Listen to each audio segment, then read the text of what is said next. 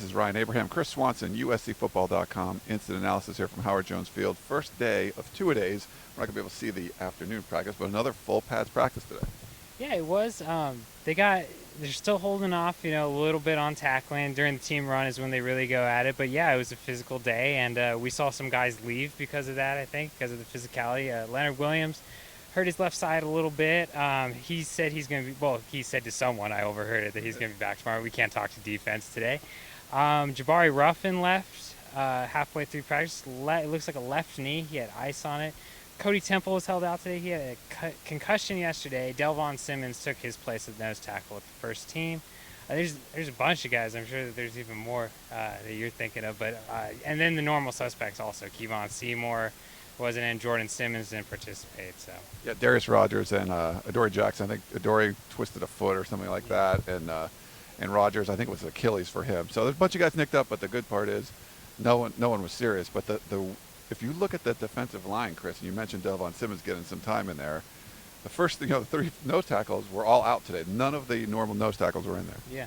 Yeah, it's true. And I actually think Delvon Simmons looked pretty good, though, even though he doesn't normally play the position. I asked Steve Sarkisian after practice if, he could be an answer there. And Steve Sarkisian said, yes, he could be. Antoine Woods, could get hurt this year, and then they need more bodies because they only have two right now. And Delvon could be that guy. He's around 300 pounds. He's huge, and he played it pretty well today.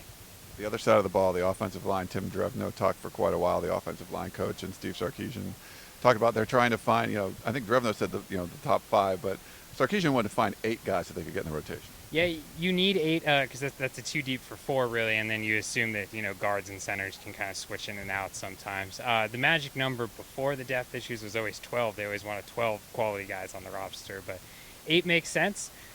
So far, it seems like they have 3 or 4 guys that are ready. Andre Walker is still not ready, and Coach Sarkisian said that he's actually progressing a little bit less quickly than they would have liked him to. So that's some bad news. But there's some guys that have been here for a while. They returned 2 starters outside of Walker.